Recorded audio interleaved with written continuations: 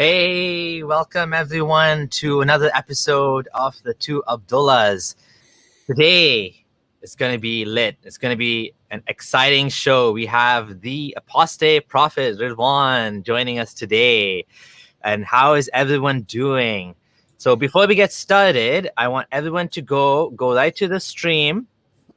Click on the thumbs up. Click on the thumbs up because we want lots of people to come and join and see the show. Going to be an excellent show. So before anyone else does anything else, click the thumbs up. We have no thumbs down yet, which is a good sign. Good sign. Yeah, how's everyone doing? Apostate Prophet, welcome. Thank you so much. I already did the thumbs up yesterday, so I don't have to do that. But thank you. Thanks for inviting me. Glad to be here. Awesome, Gondal. How's everything on your end? Hello, everybody. Nice to have you guys back again. It's a special episode with Apostate Prophet, and it's going to be fun. We're going to be going through some of the silly Islamic narrations in the Quran and Hadith.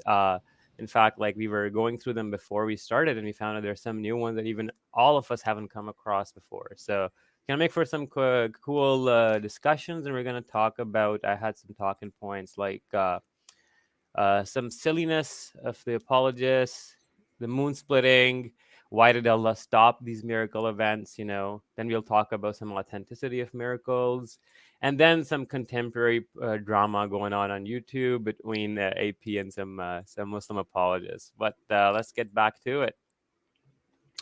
Oh, yeah. So before we jump into the slides, let's just go through let's talk about some of the drama that's been going on, some of the back and forth, AP. So what's going on with Sajid?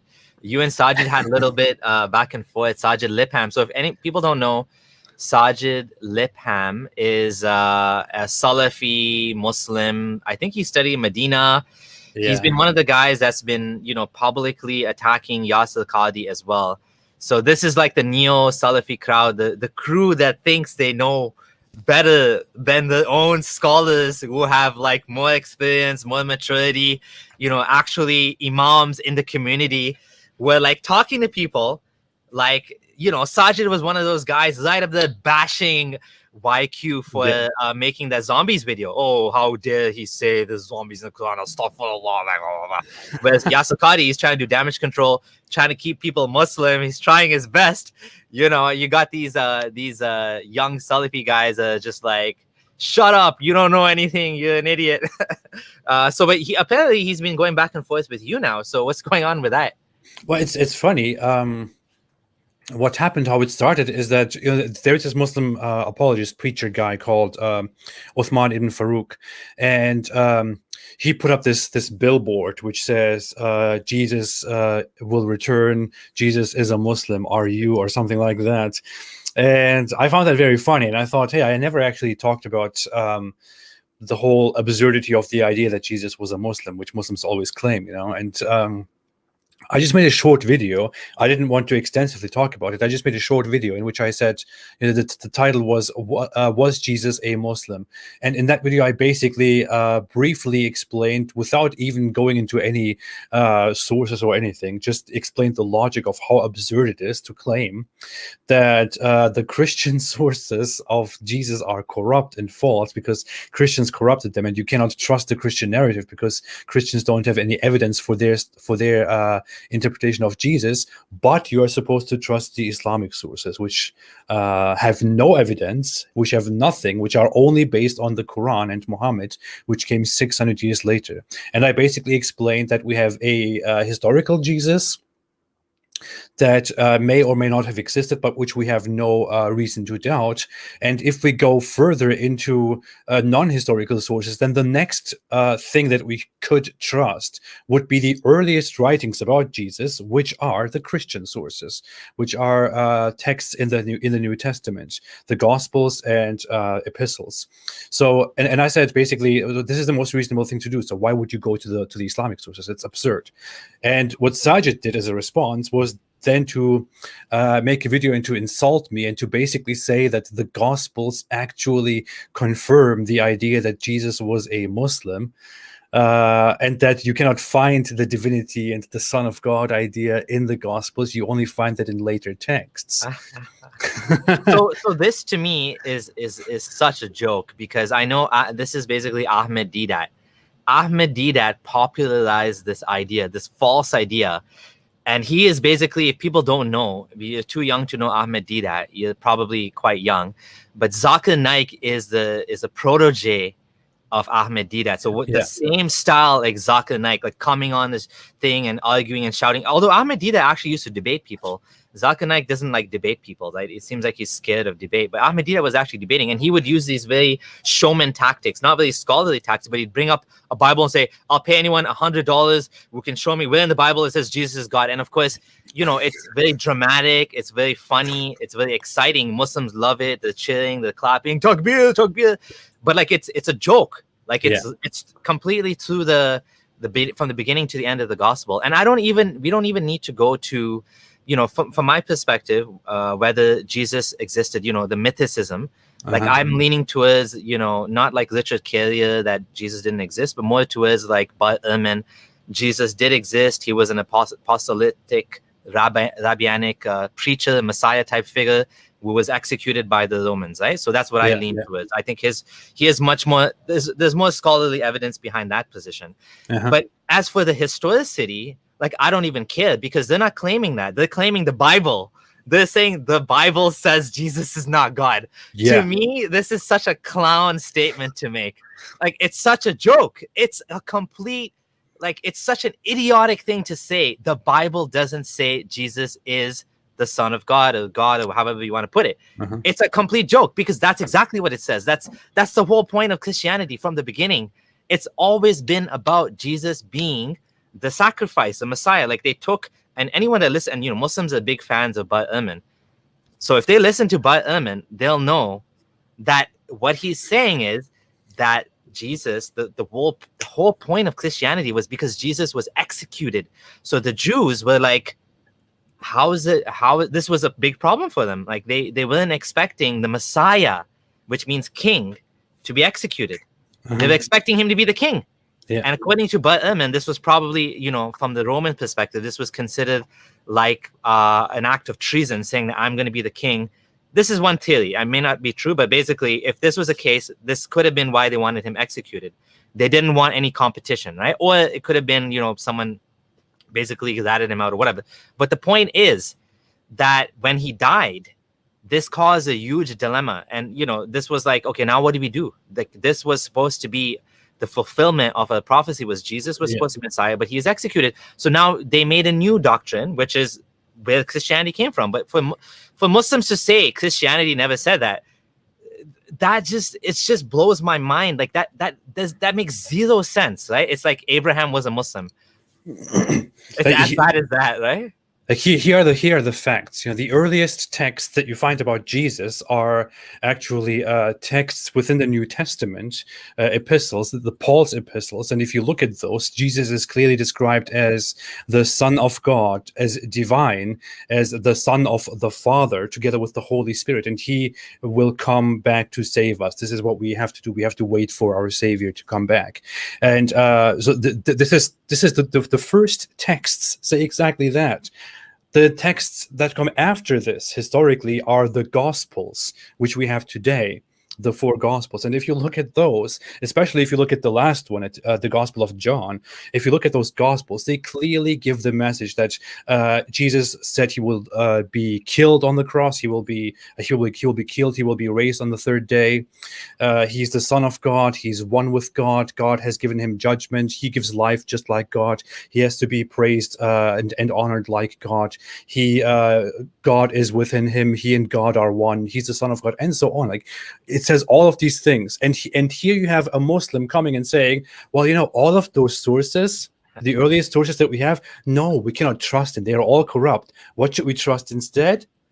The Quran, which came 600 years later. And according to the Quran, Jesus was a Muslim. This is the truth and nothing else. I mean, do I even have to point out how dumb that is? Well, talking about like how weirdly like Jesus is placed in Islamic mythology, I just am sharing a hadith from Riyadh al-Salihin, actually from Sahih Muslim, if you want to put my screen on the thing. Yeah, sure. Yeah. Is my volume still very low? Yeah, it's a bit low. You can check your Okay. mic settings after. That's fine. Okay.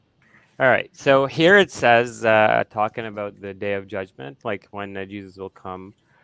He says, he will then call that young man, and he will come forward laughing with his face gleaming out of joy. And it will be at this time that Jesus will descend at the white minaret in the eastern side of Damascus, wearing two garments, lightly dyed, and placing his hands on the wings of two angels. So he's going to show up like descending like this in, like, I guess a tobe or something.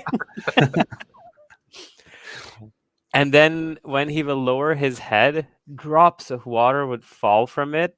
And when he will raise it up, drops like pearls would scatter from it. It's like, when that mermaid comes out of the water and does this.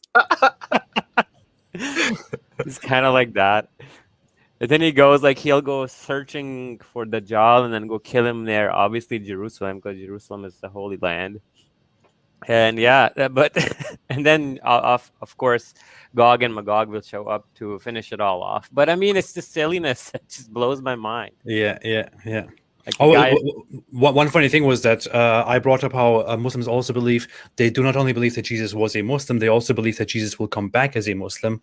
And I said Muslims believe that or Islam teaches that Jesus will come back and he will break the cross and kill the pigs and fight for Islam. That's what I said in my initial video. Yeah. And Sajid's response to that was like, now he's just using loaded language. What Islam teaches is basically that Jesus will come back and declare the truth and declare Christianity wrong. And I thought, wait, what? I'm using loaded language? Dude, I'm quoting Muhammad directly. It's worse than that, because it says no more jizya will be accepted. What does that mean? Yeah, it will be abolished, which means the minorities. Yes. They will be fought. It's like, it's worse than, Gondal, you want to share something else? Yeah, like this one where it's explicitly said that Jesus will descend amongst you. He will break the cross, kill the pigs, and abolish the jizya tax. Why is he killing the pigs? I never got that. I don't know, man. I think Muhammad was offended that Christians eat pigs or something. Like, I don't know. Just leave the pigs alone. Because I think that's one thing that distinguishes Christians from Jews, right, and Muslims, is that they eat pig, because the law was fulfilled to the sacrifice of Jesus, which I guess they don't like that for some reason. Yeah. So this whole thing about the corruption of the Bible drives me crazy too, because it's so clear that Islam doesn't understand what the Bible is. Like, there's no mention of Pope. The Pope, the Catholic Church was the biggest sect of Christianity for thousands of years, I think even before Islam.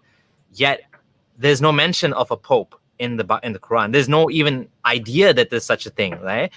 It seems that Muhammad had a very specific view of Christianity, probably Nestorian Christianity or something, some sort of heterodox, probably like almost like a heretical sect of Christianity that, it says in the Quran, don't say Mary Trinity.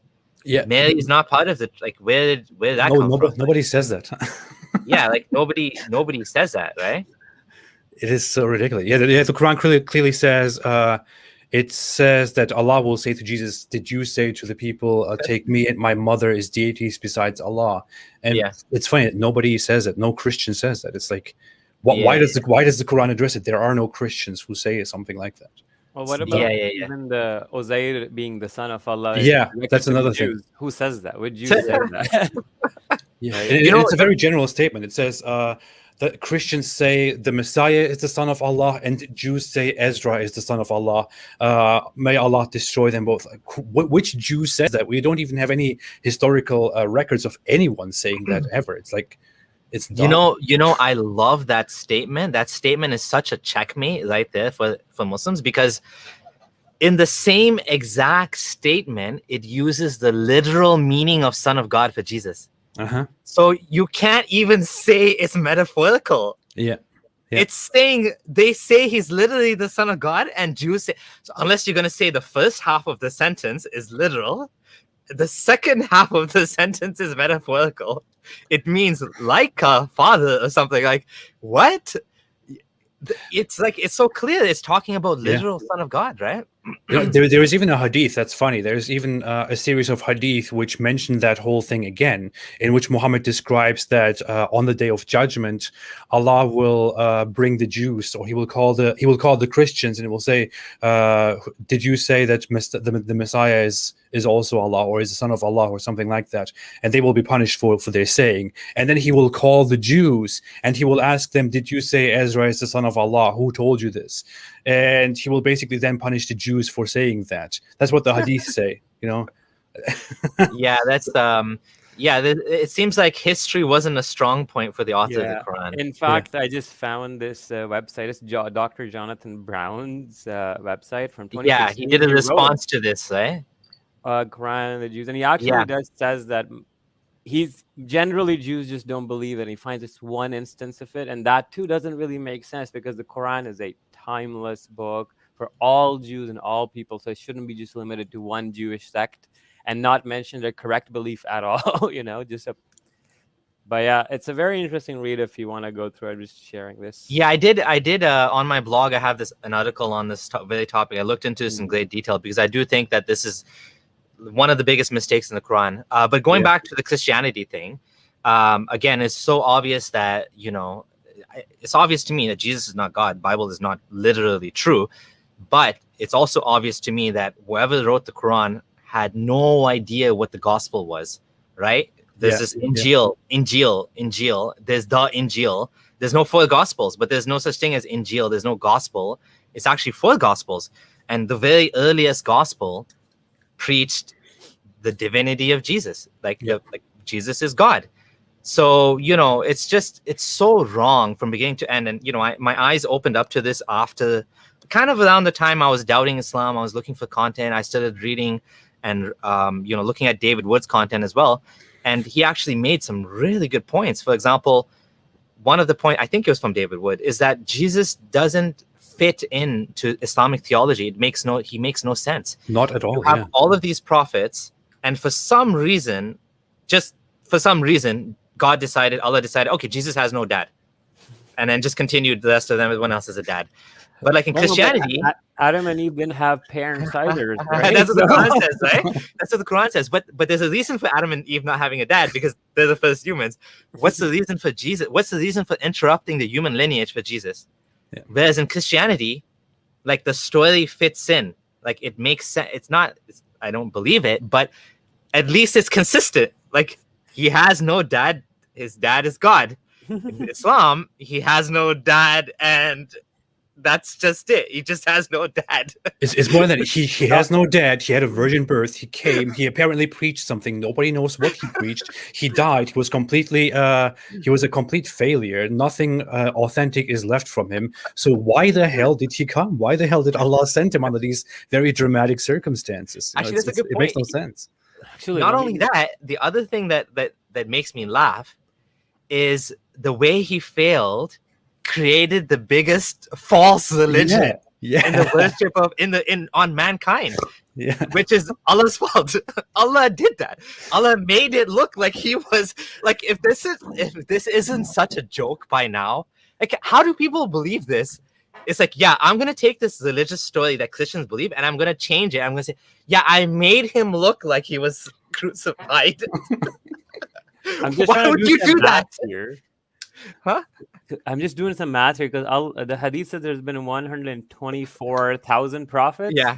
How many years? Like, okay, let's do the past 10,000 years. We know, like after the agricultural revolution when human civilization really started, right? Do the math. 10,000 divided by 124,000. Man, these prophets have been coming like raindrops from the sky, and still Allah failed. None of them was successful. It's very funny when you think about it. We talked about this yesterday with David on our live stream. The Islamic teaching is that there were 124,000 prophets. They were sent to all mankind. And the Quran's message is clearly that Allah never punishes a nation unless he sends a prophet to them to warn them and to tell them, hey, stop disbelief and believe in Allah. So this is the point. It is about justice. Allah sends prophets that warn these people so that they have a chance to believe in the truth. And then Allah Allah who does the whole accounting and punishes them and rewards them. But then if you look at history, you see we have no records at all of any of those prophets appearing and successfully preaching any message anywhere. We do not have any scripture. We have nothing at all. After Muhammad's time, we have 1,400 years with people all around the world, again, without any messenger, without any prophet who warns them about the truth. So what exactly is the point of that? It makes no sense. All of the prophets too are all in the Middle East too. That's the other thing. Yeah. Like we don't find this theology in China, in like anywhere outside of. I mean, obviously it reached there eventually, but like you said, it's all in one place, right? And someone's saying, I still don't get Jesus coming back to Earth. The reason for Jesus coming back is simply put, is because it says that in Christianity. Yeah. So Muhammad was taking as many things as what's the point of killing Jesus on the cross? There's no point, except that's part of Christianity. So he had to somehow include that into Islam, which again makes no sense. Yeah, somehow what did Jesus do? Jesus called the Jews to worship one God. He was like, "Hey guys, worship Allah, worship Allah." But that's what they did. They worship one God already. Yeah, right? That's a good point. It's redundant. I feel Allah is very redundant and inefficient. I just did some math. So if you divide 124,000 by, let's say, 10,000 years, you get the figure of 12.4. So there should be a prophet every 12.4 years for the past 10,000 years. This is the back of the envelope calculation, but holy. That's crazy. Oh, and none in the last 1,400 years. Yeah, because Muhammad's the last one, right? A prophet should be sent to every nation. Before Muhammad, prophets were sent to all different nations. Only Muhammad was supposedly, according to himself, only Muhammad was sent to the entire world. All the other prophets were sent to their own people. So there's local prophets, national and international prophets. Yeah. It should be international assembly of prophets or something. That's another interesting point. There's a contradiction between there's two things here mentioned. One is that there's a prophet sent to every nation, or a messenger or whatever. Then there's also another statement that if you didn't get the message, and a lot of Muslims make this into like a majority thing, that if you didn't get the message, then you're excused. Whereas, well, if Allah did his job properly, then why would there be like holes in the... It's like you're creating like a postal service, you're God, yet you fail to deliver your message to like a bunch of people. Like what you created this, you created a video game and it's full of bugs. Like half of the levels don't work. You can never reach some of the there's some diamonds you have to get to, but like you can never get to them, right? The developer made it impossible or something. He sent 124,000 patches to update the bug. Yeah, and then but yet you have Muslims, especially like Hamza Yusuf style Muslims, that say that the majority of non-Muslims are not kafirs. That's what they say. They say the majority of non-Muslims are not kafir. Why? What does kafir mean? Someone that denies the truth willingly and knowingly. So like we would be probably would be kafir because we know Islam. Yeah. But apparently, like your grandma, or some white lady that lives in New York, even though she knows about Islam, even though she's heard of Prophet and she doesn't like Islam, she would not be kafir supposedly. What the hell is the point? This is kind of unfair to us who did hear about Islam, right? So for example, if I'm living far away, and I never heard about Islam, I can party and do whatever I want in this life and still go to heaven in the afterlife. But if there's somebody who's heard of Islam, well, shit, now you have to accept it or you're screwed. Well, this thing comes up with Christianity too, because people say, then what's the point of giving the message? With Islam, though, there's a hadith that says you'll be tested on the Day of Judgment. Remember that one? So, like, Allah fixed his bugs in the afterlife. God, I'm still stuck on the whole thing. 124,000 patches. It's a good analogy. Well, the funny thing is, the Quran actually, the Quran completely messes up its whole message because it doesn't get this whole thing right. The whole, being just and holding people accountable for knowing and rejecting the Quran. The Quran makes different approaches, and it tells Muhammad that he has to warn everybody, and those who were warned have no choice but to obey. And then it says after Muhammad is unsuccessful, the Quran says, There is nothing you can do, O Prophet. If Allah wanted them to believe, they would believe. But what the hell does that mean, man? Or what does that mean? What does believing mean? What does believing entail? Believing means, if I believe in Islam, that means I have been consciously, cognitively, knowingly convinced that Islam is true, which is why I decided, okay, hey, you know what? It makes sense. I believe in Islam. Okay, I am now a Muslim. Ashhadu an la ilaha illallah, and so on. So this is what I would do. If that means believing. Believing means being convinced that it is the truth.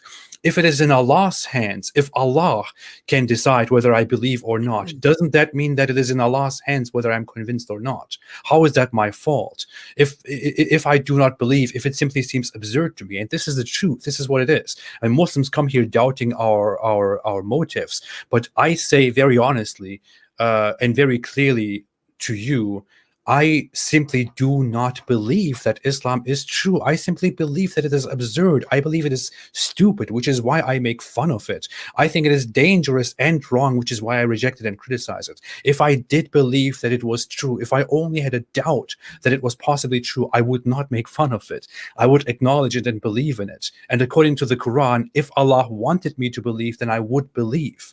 So how does that make sense? Yeah, and I mean, to be honest, Allah needs to be able to take a little bit of a joke. He is the creator of the fucking universe. So if you make fun of it, it's not the end of the world. He'll get over it. Yeah. I mean, if I can get over the people making fun of me on YouTube, and you can, I'm sure the creator of the fucking universe doesn't need to get butthurt over a few insignificant Homo sapiens, joking around at the end of the day, right? Like, I mean, yes, but exactly true. If you did believe, you don't just believe it's false, it's false. There's not even a doubt. Yeah. I mean, there's like, when people ask us, is there any chance of us going back to Islam? I mean, theoretically, but Zero. how? Like, it's too silly and too dumb. Like, it's straight up like not trying to be condescending, but it is borderline low IQ bullshit. That is what it is, man. I'll be straight up, like, you can't make this stuff up. Absolutely. I see no reason why I would ever convert or revert back to Islam. It's just so. I am completely convinced that it is complete bullshit. There is no. I see no possibility of ever converting back to Islam. And it's not like, to me, like, now Islam, when I think about Islam, in my head, it occupies the same space as Scientology, Mormonism, FLDS. Yeah, man, because it is equally bad. Or like there is this new religious movement that I was kind of interested in for fun, which is called realism. It's this guy who claims to have communicated with some divine beings, aliens, who actually came far in the past and who brought humans to the earth and brought them a message. And they were known as the Elohim, and they will come back to save us and to give us extremely advanced knowledge and technology once we humans achieve complete peace, and once we stop hating and fighting each other. That's his message. And his whole religion, his whole cult is basically just people fraternizing, coming together and having sex and being totally open and peaceful and stuff like that. And I look at that guy, and he has a strange haircut, like he's bald on top and has hair on the sides, and he says he communicates with aliens. And I feel like, dude, that's the same. That's just like Muhammad to me. Yeah. I want to respond to this comment, Abdul Gondal. I'll let you respond to this. Low IQ bullshit, but very intellectual people believe in that. Explain that to the Abdullahs. It's funny that he's using the word, he's Muslim, and he's using the word Abdullahs as a slur, which is a slur against Muslims.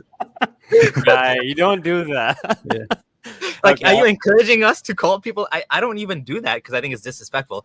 I mean, I was telling one of my mods. My comment, and what I mean by low IQ is the ideas and the set of ideas contained in the Islamic theology are very right. Now, I'm not saying that every Muslim is low IQ or terribly and not smart. No, what happens with smart people is compartmentalization of knowledge, where you store your religious beliefs is in a different part of the brain, so you don't really look at them or analyze them with the same rigor that you do the world around you. So you'll see, like I actually know cosmologists with PhDs, astronomers who believe the Earth is 6,000 years old, right? And they'll be working for NASA. You'll have Muslim doctors, Muslim neuroscientists who will try to explain to you that genies possessing you are real, right? So what Sam Harris said, religion can make sane people believe in things that only lunatics could believe on their own. And that's the point that I'm getting to. Yes, we're not saying Muslims are low IQ. We're saying that these things are, if you were presented these things, like Apostate Prophet just presented the most ridiculous religion. Abdullah Gondal's done this on his Facebook. He's taken an Islamic story of Muhammad speaking to the genie in the cave. Sorry, not the genie, the angel in the cave. And he changed the words to say Zenu, the great god Zenu, sent this message to this prophet. I forgot the prophet's name or whatever. and everyone's laughing at it until they get to the end. They're like, oh, I changed the word Zenu to Allah. And, and it's the same thing. It's the Islamic story of revelation or whatever. But like when you present it to it in a different context, you'll laugh at it. But when you present it to it as, under the guise of childhood indoctrination, it's very difficult to let go of that. Right. Okay, I'm going to share your screen, Gondal, and then we'll jump to the slides. But this is something that I wrote kind of like a mockery, but just switching the words around. And it's basically literally changing the words of the Quran verses. If you look at it, chapter 16, verses 101 to 109. And when you zoom in a bit? Yeah, for sure. Control plus on the keyboard. Yeah, there you go. Okay, thanks. So Zenu knows best, this where Allah is and all that. But when you read it this way, and you think about it, and then you realize, holy shit, this is actually really terrible, hateful, and the way it's written. Can you read it? So when we substitute a command in place of another, Zenu knows best what he reveals. They say, you are making it up, but most of them don't know. Hey, the holy robot has brought it down from your Lord. Truthfully, in order to stabilize those who believe and as guidance and good news for those who submit. We are all well aware that they say it is a human being who is teaching him, but the tongue of who they allude to is foreign. Well, this is in clear English tongue. Oh my God, that's funny. Those who do not believe in Zenu's revelations, Zenu will not guide them, and for them is a painful punishment. It is those who do not believe in Zenu's revelations who fabricate falsehood. These are the liars. Whoever renounces faith in Zenu after having believed, except for someone who is compelled while his heart rests securely in faith. But whoever willingly opens up his heart to disbelief, upon them falls the wrath of Zenu. And for them is a tremendous torment. That is because they have preferred the worldly life to the hereafter, and because Zenu does not guide the people who refuse.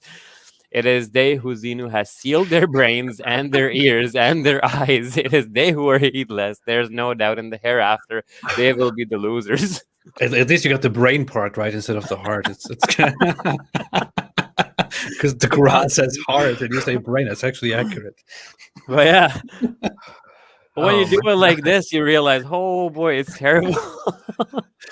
I'm crying, laughing here. You know what's funny? You should actually show this to a regular Muslim who doesn't really know much about the contents of the Quran and tell him and show him how absurd and how ridiculous this is. That'd be funny. I mean, that's the point. I mean, the funny thing is, just one last thing before we get to the slides. Like Surah Fa-Qaf, that whoever wrote it, I'm not going to mention, that was the point of it, is to make you realize like how stupid the Quran is. And of course, Farid was like criticizing Surah Fa-Qaf, saying, this doesn't make sense, crushing and then hanging. Dude, that's what the Quran does. It's saying we'll squeeze them and we'll choke them and we'll like burn them, and like it's so ridiculous. It's a joke, right? And so when you actually try, sometimes you try to help people to see how silly it is. they'll make fun, they'll attack Yeah, that. This is just dumb. quickly over that, like he was making fun of it that, oh, why does it talk about chickens and food and stuff, right? Well, why does the Quran talk about the teen and the fig, the olive and the branch, or start swearing by random cities just like this in the surah? Then there's another one where why does it repeat knock a knocking? The Quran is full of phrases: winnow a winnowing, blow a blowing, crack a cracking, shake a shaking. So these are actually, so the way it was set up was a parody. Quite like, I'll just read some words like from the Quran. You'll see dakkan dakka, kidu kaida, saffan saffa, right? Line upon line, destruction. So when you do this surah actually demonstrated the Quran as a parody very beautifully. But yeah, there's a few words on that. All right, so the last slide that we left off on had to do with evil eye, and we talked about like how ridiculous this is and how silly this is, and so we won't repeat that. We'll go to the next one. Like, do you want to talk about the backstory of this breastfeeding adults thing? So long story short, there used to be a guy, as we can see, whose name was, sorry, this lady Sahla came to the Prophet and said, "O Messenger of Allah, I see signs of displeasure in this face of Abu Hudhayfa when Salim entered upon me." So Abu Hudhayfa is her husband and Salim is this child. The Prophet said, "Breastfeed him." And then the lady's like, "How can I breastfeed him when he's a grown man?" So when Muhammad said breastfeed him, the lady's first instinct is like, what you mean, like, what? And she's confused. The Messenger of Allah then smiled and said, "I know that he's a grown man," like a very naughty, kinky smile. So she did that. So she did that. Then she came to the Prophet and said, "I have never seen any signs of displeasure after that." So, I mean, okay, so the guy apparently you feel is gonna be horny towards you. So the way to fix it is make him suck your tit.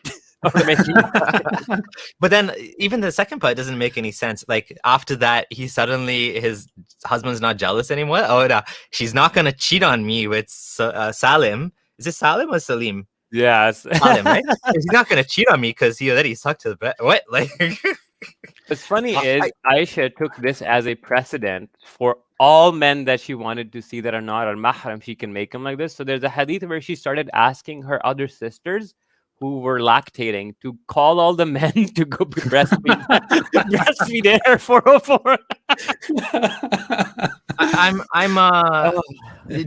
Did they mean to express the milk like in a bottle or something? They don't mean literally like, yes. So that's another controversy. Some scholars said that it was to put it in a cup and then give it to the kid. Okay, the adult, not kid. Yeah, adult. Sorry, but like, what's the point with that? Does that change? It's like so complex for no reason. So then Sheikh Albani said no, it actually means literally sucking from the tit. And then there was this huge controversy on Twitter recently with our beloved Muhammad Hijab, the guy with the most modest name. He has hijab in his name, like, and he's talking about.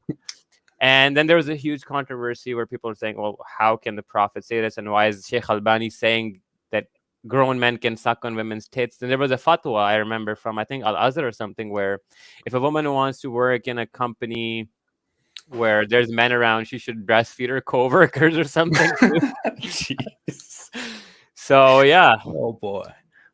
Yeah, it is so weird. I never really got into this whole breastfeeding issue in Islam. Although I looked at so many things. I looked at so many embarrassing things, so many nonsensical things within Islam.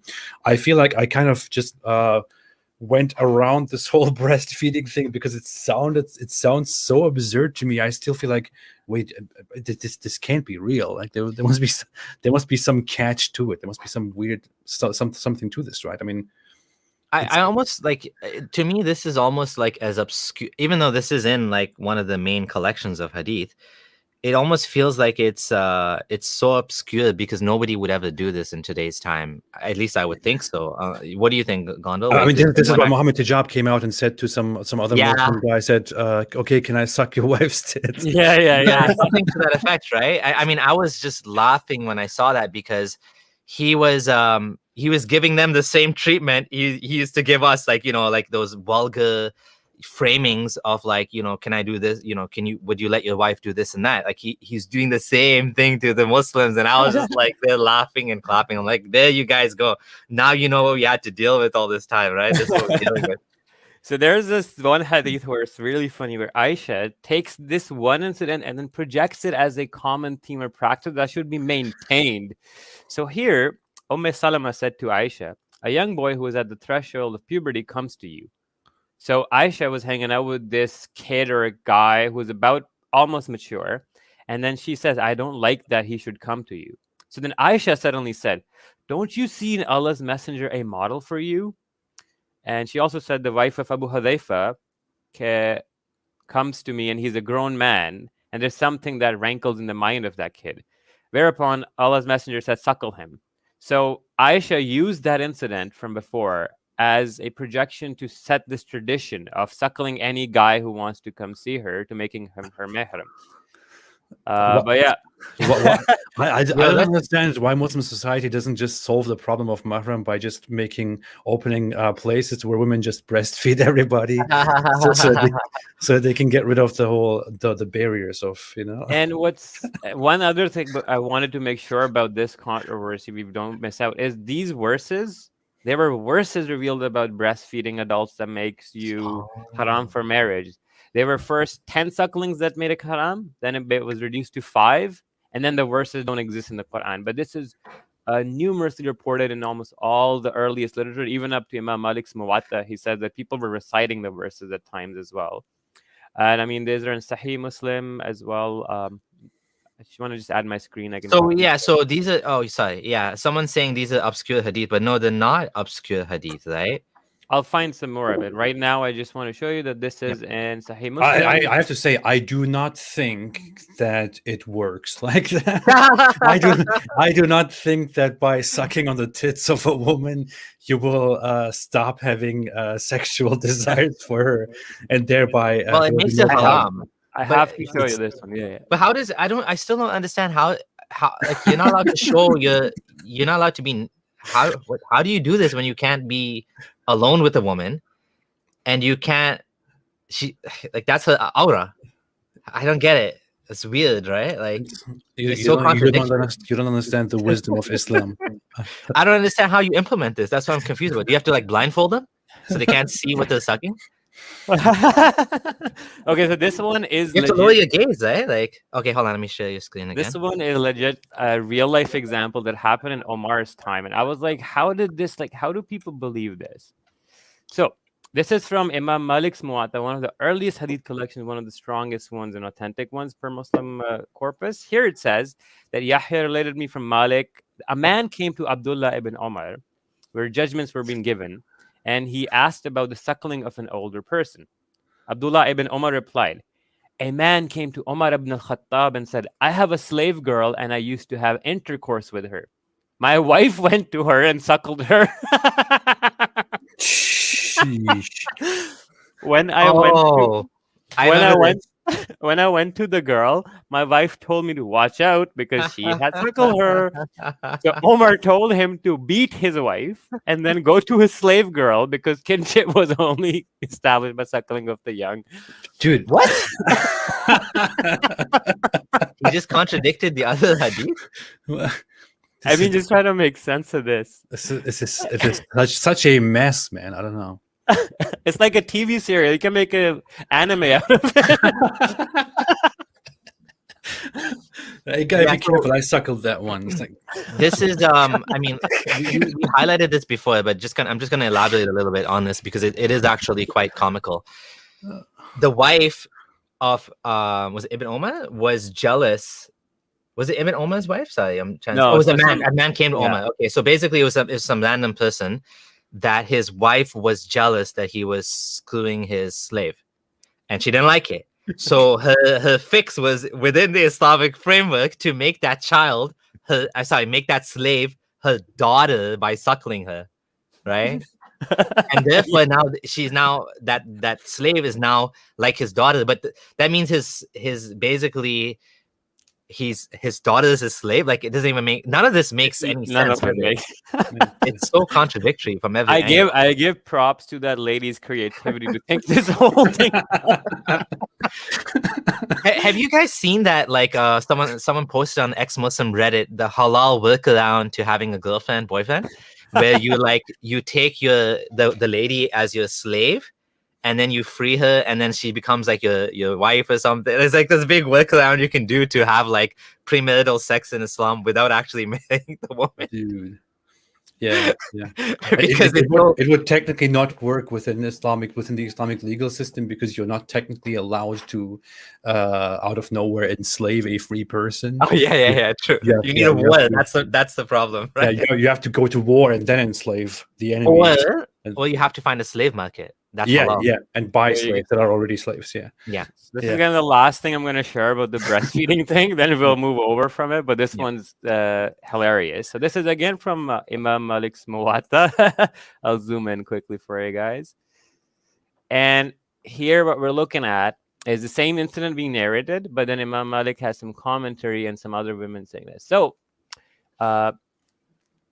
she gave him a few drinks. Aisha, al-Mu'mineen, took that as a precedent for whatever men she wanted to be able to come see her. So I'm not saying this.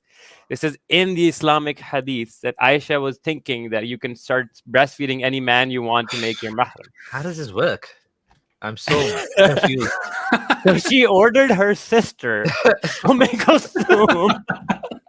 and the daughters of her brother to give milk to whichever man she wanted to be able to come in to see her. I love seeing the confusion in Abdullah Samir's face. He's like genuinely struggling to understand. I don't understand. I'm so lost. Like, what's going on? Like, so how does this square with Islamic modesty and strict segregation and no premarital sex? Like, I'm so lost, and like, I don't get it. Like, was this actually happening? Yeah, and then the other wives were literally mad, and they're like, no way, that was just an exception for that one guy. So that also shows that that one guy was not into the cup feeding. It was a literal feeding. And Aisha took that as a precedent, sending random men to her sister to go suck my sister's titty. But it says, it actually, like all the hadith is showing, say suckling. It doesn't say express or milk drink. It says suckling. So I don't know if the translation is bad, but that's clear what it means. I think we have to go to some Islamic scholars together and have to ask them to demonstrate to us how this works. And that's what Muhammad Hijab was, I think, trying to argue, right? Isn't it? Like, exactly. Like, how can you please show us how this works? Well, he was saying he was. So these, I think what happened was the Islamic scholar the Muslim scholar was defending it, and he was like, okay, well, prove your point, like, you know. Yeah. Can I suck your wife's tits to make her my mahram? I think that's what he said to him. I don't know if he said can I, or would you, something like, you know, you should let her do that or something, right? I'm pretty sure he said can I think I have a screenshot here somewhere because I used it. Wait, so saying, hey, you want to suck my titties, it's like a sunnah? Oh my god, I don't understand this. I'm just like, I'm so lost, because as a Muslim, I never heard any of this. I mean, I read it, but I didn't ponder on it. Oh, here. Let me Let me bring this up here. Share my screen. Here. Oh my god.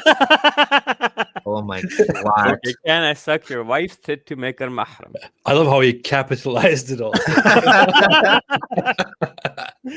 He took a page right out of Aisha's book. Okay, can I suck your wife's tit to make her mahram? So he's arguing against it, basically. Like, he thinks it's not allowed, right? Yeah, he says it's absurd. It should not be what these Islamic what scholars like Albani teach. It is. It is absurd to him, and he's challenging them to think about the logic of that. But of course, their reaction is like, "What the hell is going on with you?" So this Omar Chatlia, I think, because he's a scholar. I mean, Muhammad Hijab was forced to apologize to him, right? Something like that. Well, they basically blamed it on the men. They basically compelled him to apologize and to get off Twitter. He hasn't been on Twitter since after this incident. He apologized, left Twitter, and he didn't come back after that. And he also said that he said, "I apologize. I am currently taking some heavy medication because I have back pain or something like that. And this is and that medication makes me say very strange things in public and private." And he blamed it on the medicine, which is just so dumb. It's Yes, obviously his personality and style to be very I don't know what the word is, vulgar and in your face sort of tactics, eh? Right now that we're talking about Muhammad hijab, I have to show you another thing that I came across, and this ties into the golden shower thing. And I was shocked to find this myself. I'm like, holy shit, how does this even exist? I'm just trying to go on my Facebook. Perfect.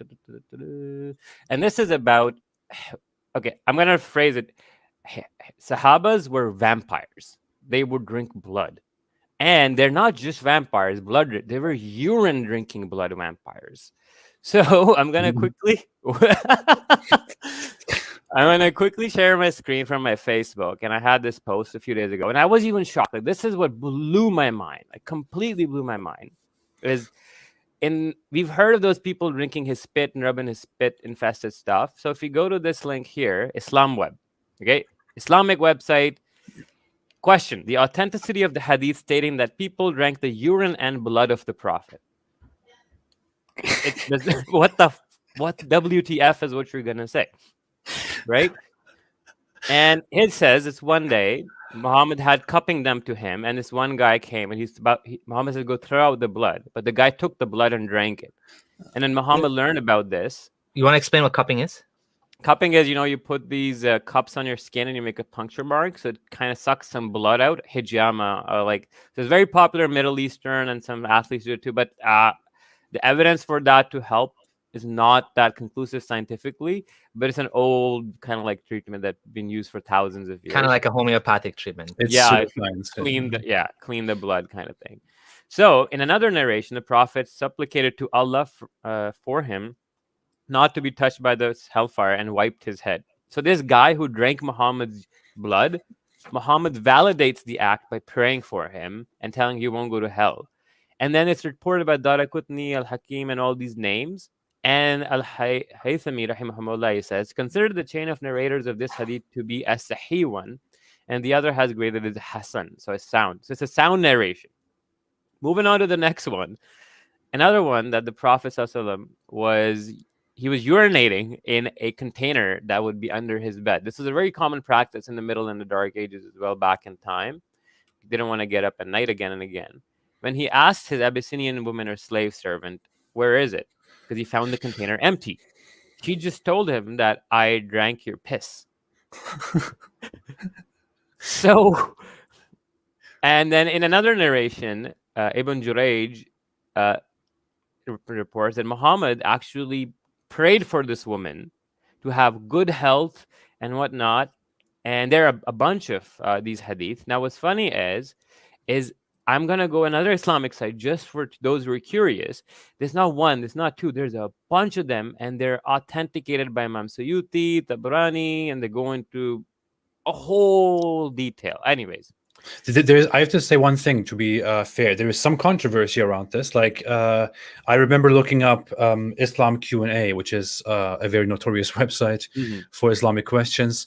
But when you look up this question on their website, they have a fatwa on this matter where they say that that certain reports are sound, but that the conclusion cannot be true because drinking urine and drinking blood is always haram, even if it belongs to the Prophet. That's what they say, for example.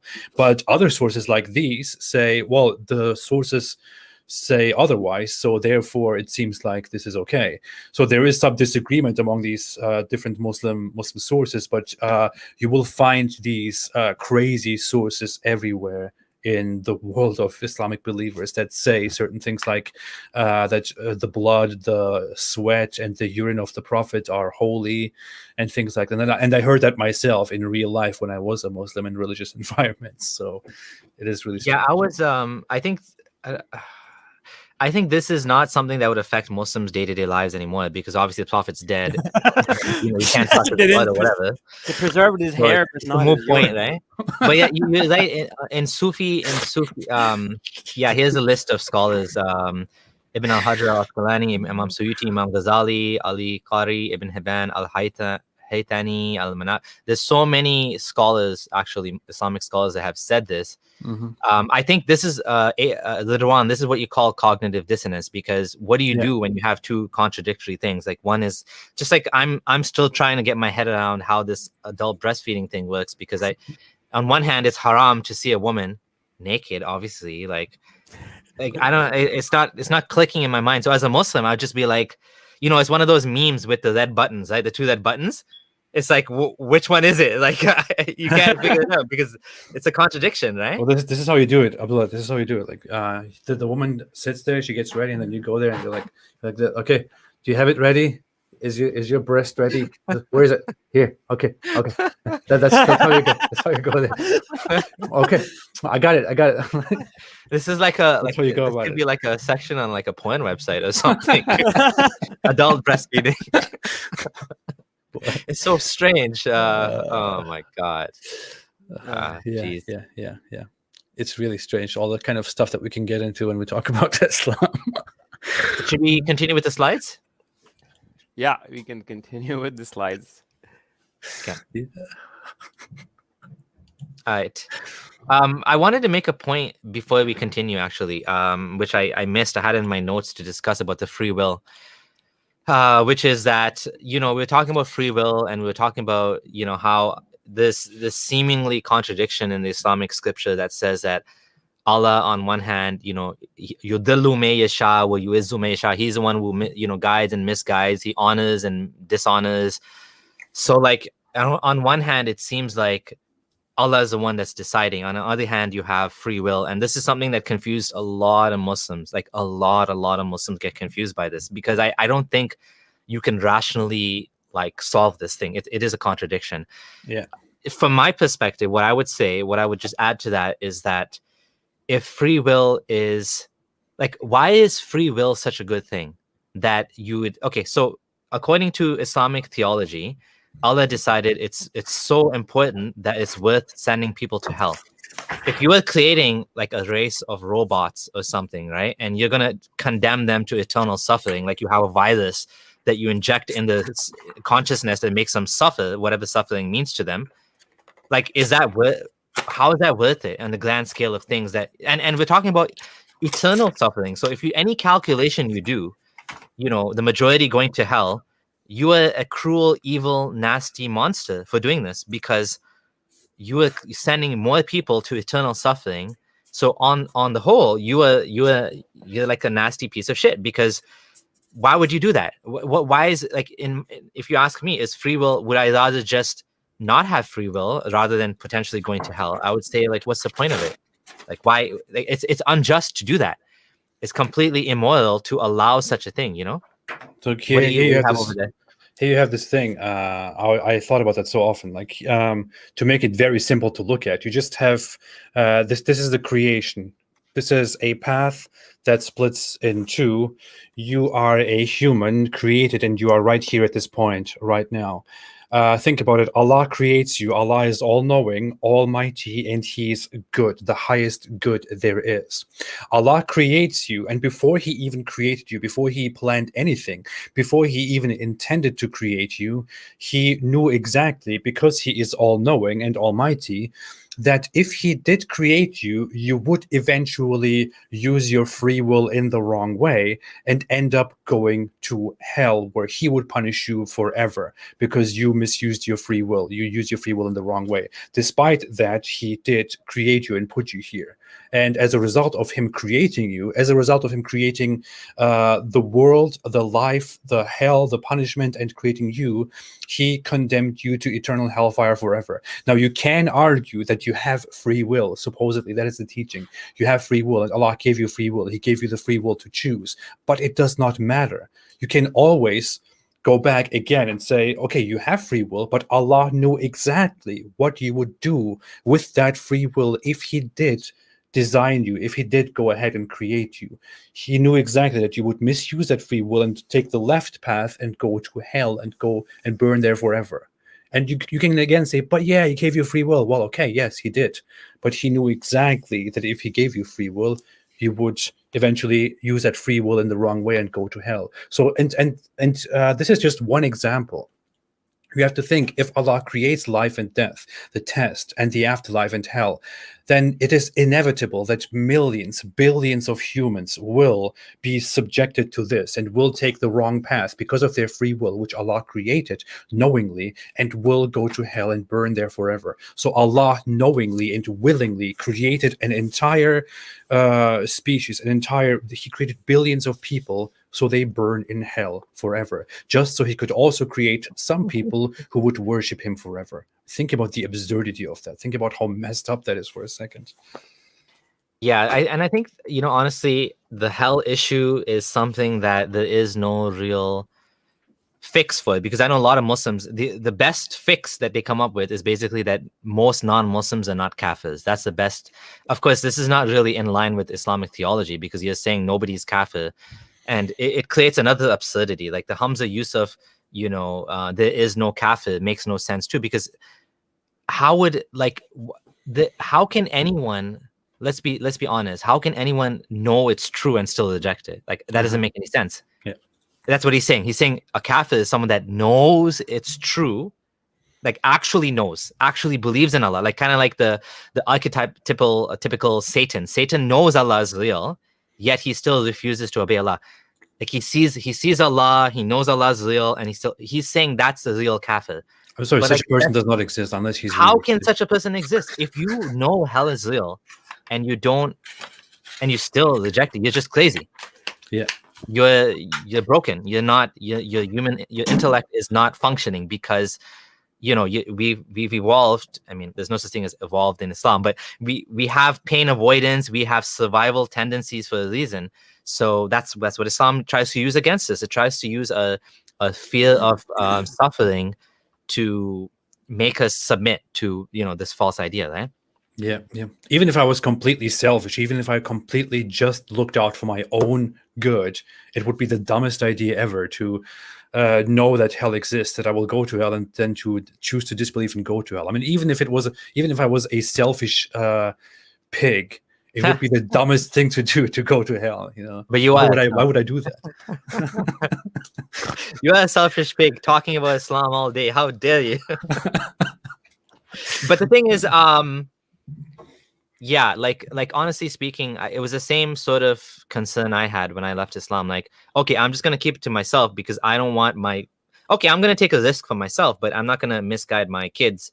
I don't want my kids to go to hell. Like, you worry about your own kids more than you worry about yourself if you're like a normal parent. Mm-hmm. That's just, again, how we evolved. You want your put it bluntly, you want your genes to be passed on, because if you didn't, you wouldn't exist, because your parents wouldn't have given a shit about you either.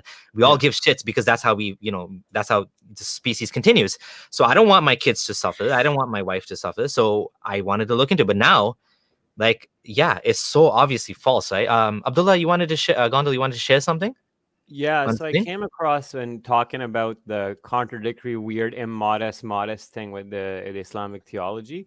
So there was this idea that you've probably heard, that slave women used to be bare-breasted to differentiate them from free women, right? Now, mostly you'll come across that, okay, we don't know. But I actually came across this statement on this Islam website.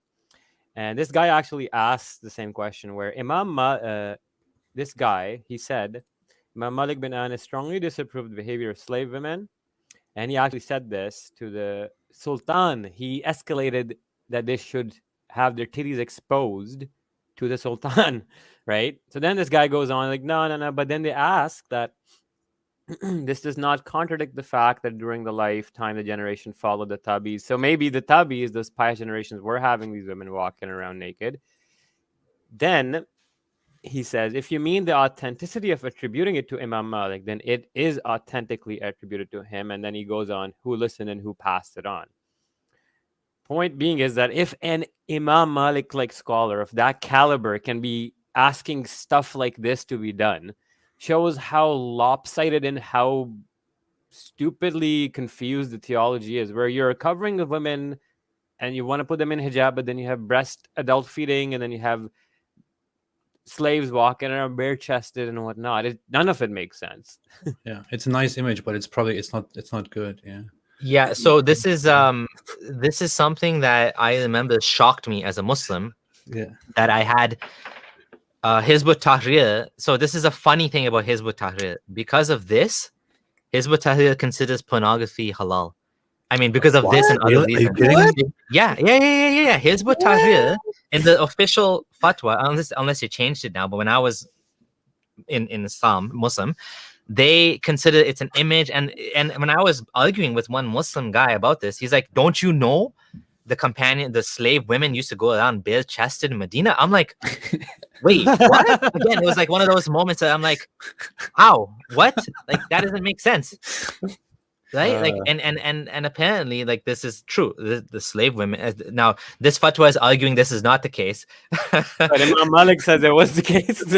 What does Imam Malik know? Who is he? Who is this Imam Malik? Who is this? Yeah. I never heard of no Imam Malik.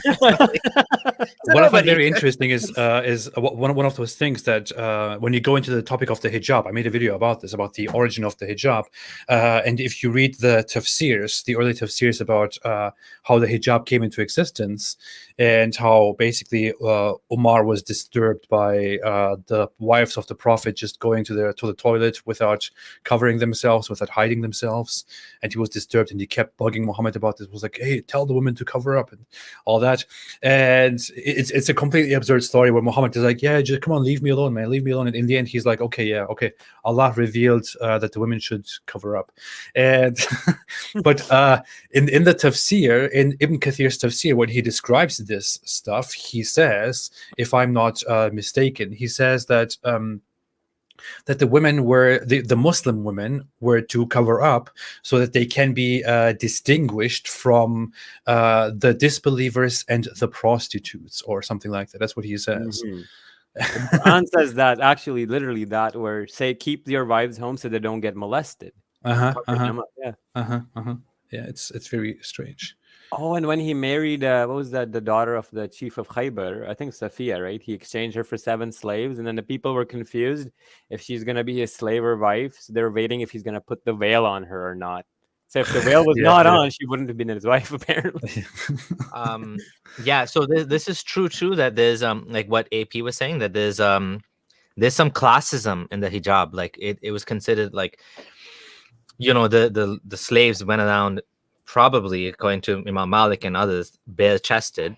That was a sign of, it contradicts with the idea that, I don't know. To me, as a Muslim, I was like, it seemed very unjust. It seemed very degrading. I mean, it is degrading to a woman to have to go through that. Which woman wants to go around bare chested in a society where you're not bare chested? I'm not talking about in Africa where everybody does that. I mean, okay, like some tribes in Africa, that's the norm. We're talking about to humiliate you, you're gonna make them walk around with the chest showing. I mean, that's not right, Yeah. It's nasty. Okay, so should we go back to the slides? Yeah. I'm just going to read the super chats quickly. There's a couple of quick super chats. According to the New Testament studies, this is from Stop Scamming Man. Has 7 books pushed. They didn't believe. Oh, yeah. This is awesome. But Ehrman is honestly, when I started studying But Ehrman, like his content and reading his books, it made Islam. I don't understand how Muslims can be fans of But Ehrman, because it makes Islam look worse. Like when you study what he says, because like the early Christians, the Jews didn't believe in hell. They didn't believe in the Jews allow alcohol, like kosher alcohol. Like none of this seems to be the same religion. Like it's supposed to be, according to Islam, it's all the same religion. But like you see these ideas gradually evolve, right? And I know many Christians would disagree with this idea of low Christology versus high Christology, and how, in Mark, there's what he calls low Christology, which is that Jesus became God at, when he died, basically, right? He was raised to heaven when he died. But then by John, he's God in the beginning. He's with God, right? So you can see this evolution of, higher and higher Christology. Now, of course, Christians have the responses to that where they say, no, it's always the same Christology. All the Gospels say the same thing. But he's looking at it from a different perspective, from his perspective. And, I agree. You see that when the virgin birth comes, I forget whether it was Luke or Matthew, it's in the middle.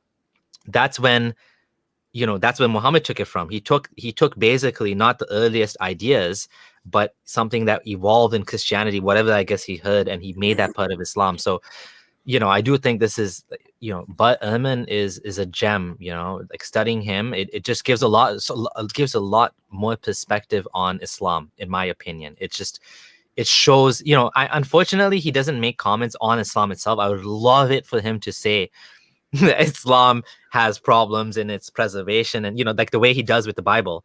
I think he doesn't want to get canceled. Maybe, I don't know. He has at some points actually now been a little bit more upfront and said things against the Quran's preservation being true, but on his blog, and it's closed to members only, and it's not like he's going on YouTube and saying it. But anyways, that's not a specialty. I actually had some communication with Bart Ehrman. I actually texted with him a while back and was thinking about inviting him onto my channel. Maybe even having an in-person discussion interview. I was just thinking I couldn't really decide what exactly I should do with him, what exactly I should talk about with him. And I was thinking maybe I could devise something that would connect the goal of my channel, which is the whole Islam analysis, with his work and his criticism of Christianity. And if I can come up with something, I would like to invite him, because he told me he would appear on the channel. But yeah, well, I'm still thinking about that. I could actually do that. I think it's a great idea. Like I said, when I've been the stuff I read actually made me even more confident that Islam is false, because you can see the evolution of the theology. So maybe that'd be something worth talking about. Hi AP, any thoughts on having your vids dubbed into, say, Indonesian, Urdu, and Malay? I got these questions forever since the beginning of my channel. I just don't know how I'm supposed to take care of that. I'm not a very organized person. I'm an extremely disorganized individual. It's very hard for me to take care of my scheduled videos. So it would be extremely hard for me to also take care of subtitling all of my videos in different languages and employing people who subtitle those videos. I don't know. Okay. Fair enough. So this was quite the topic, eh? Yeah. Just one point before we go forward. Yep. In the comments, I noticed that they were saying that Imam Malik denounced the bare-chested practice. What I was trying to convey, if I wasn't clear, was he mentioned that the women used to do that in that time, and that he was pissed off that they're doing that. And that quote is authentic. That means that's being used as evidence to show that the Tabi'is did in fact have this happening in their time. That was the whole point. If that was a little confusing, just clearing that up. All right, next slide. Jonah gets swallowed by a whale. There's actually a recent story that happened where a diver got swallowed by a whale, and he got spat out at the shore. He wasn't in there for 3 days, though, was he? Yeah, no. He actually has a video. Does it say how long he was in there? Yeah, for Jonah, I believe in the hadith and everything, it says he was in there for 3 days, and then he prayed in the belly of the whale. What's that word they say? There's a special prayer of Jonah that he said. Oh, I forgot it. They say it when people die, and they repeat a lot of it. Yeah. I can't remember it either. I lost it. But anyway, similar to that. Oh, the famous one. This one has caused so much controversy. He was created from a fluid ejected. You know what's so funny about this thing? Semen from backbones and ribs. I had this debate with Nader Ahmed the first time that I had a science debate with him, and we were basically arguing how the Quran is full of scientific mistakes, and he kept pushing me to bring up this scientific mistake. And I'm like, hey, I don't want to talk about this. I don't care. I want to talk about other things. And he's like, no, ask me about the Siemens from back. I'm like, okay, fine, let's do it. Let's talk about it. And then what he brings up is that the human body, when you actually look at the human body from the bottom, then the place where the semen originates is actually between the backbones and ribs. And so when you look at it from this angle, then it is actually true that it comes from a region that can be described as between the backbones and ribs. So therefore, the Quran is miraculous and accurate. And it's so dumb. Oh my God! It is not even accurate. But his entire idea to resort to that, to instead of taking this exactly as it says, to just look at an X-ray and say, "Hey, look! If you look from this angle, then it does look like it comes from between the backbones." And it's so dumb. I don't like bringing this topic up either because honestly, it's like a dead horse that's been flogged to death. And the Muslim apologists have built up all of these excuses for it, so it's just not. There's so many other things. I think. I mean, this is a clear problem in the Quran, and frankly speaking, if you can't see this is false from this one thing, like we can't. There's nothing to help you. Like, this is like obviously a mistake. I feel like it's a rule where like the more problematic a Quranic verse is, the more complex its tafsir is. That's a good one because there's this I forgot his name now, but there's this guy that was on the Flat Earth documentary on Netflix. By the way, it's called Beyond the Curve. I highly recommend everyone watches it. And he actually mentioned, I think his name is Tim, that the more crazy the conspiracy theory, the more the more flawed like the idea is. Like, for example, Flat Earth, the more convoluted the workarounds have to be to make it fit into reality. Right, like the harder you have to work to make it make sense. Obviously, right? I guess because it doesn't fit, right? Well, are you saying that the Earth is not flat? It's not flat. There's the whole idea of the flat Earth in the Quran. Like the flat Earth in the Quran, I think appeals to Salafis. I mean, a minority of Salafis do believe in flat Earth because otherwise. A lot of these things just don't make sense, like Allah coming down to the lowest heaven every night. How do you make sense with Allah coming down if it's not a flat earth? He can't come down to every different place. The earth is flat, but Allah is so heavy, he morphs in the geometry of space-time to make it circular. Oh man, I've never heard that before. You'd make a good apologist. If the earth is not flat, if the earth is round, then that means that ships go like this on the side of the earth. and that can't be real. That can't be true. I was actually shocked that the founder of the Bareli school of thought, Imam Ahmad Reza Khan, wrote a book where like he had like 100 points where he had graphs and like diagrams, force diagrams, equations trying to disprove that the earth is flat. And like his logic was if it was circular, the water would spin off the sides. And I'm like, but yeah, So yeah, back to the slides. Okay, so next one. Oh yeah, so this one always got me like this is just bizarre. Like a tree whose fruits are like the heads of Satan, and Muhammad mentioned this but a few times in the Quran, and he says, "Indeed, there's a tree issuing from the bottom of the hellfire. Its emerging fruit is as its heads of the devils." And they will eat from it and fill their bellies. Now, I don't understand. How does a tree keep growing in this immense heat and not burn? What is it made out of? Then secondly, what kind of fruit are you looking at? Like spiky, thorny fruit? And like who Brother, came up with the physics of hellfire are different from the physics of this sphere of existence. As Sheikh Maulana Yasser Al-Qadi put it, it is supra-rational. The jinns will also go and burn in the hellfire. The jinns are of smokeless fire, and they will go and burn in the hellfire. And it's just you cannot grasp the physics of it. It's just yes, different. but Islamic scholars have an answer. You see, in the hadith, the Prophet said that he felt the coolness of the spittle of the jinn. So therefore, the jinns are made of fire, but they are not fire. Oh, Yeah. yeah. And then hell has like different types of fire, because the breath of hell makes the cold, and then also the breath in the summer makes it hot. See, Islam has all the answers. You're just doubters. This one was just weird. Like, so this ties in with a lot of other hadith where Muhammad said the sun rises and sets between the horns of Satan, and he also forbid like praying right before sunset, or and sunrise, something like that. Oh, And yeah, that's the thing. You cannot pray at that time. I remember this really confused me as a Muslim. I was like, yeah, what same. the heck? Same. Well, like, when I started praying and I learned the exact rules about it. You can't pray at specific times, and Why?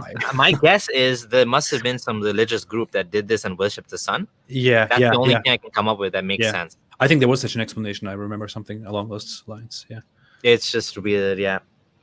Rises between the horns of Satan. I guess that's probably an expression. I don't know. I'm reading a fatwa about this, and it says some of that is exactly as it is in the wording, that the Satan has horns and it carries the sun out. But, like, I'll share the screen. I mean, it's from Islam Web as well, but okay. Yeah.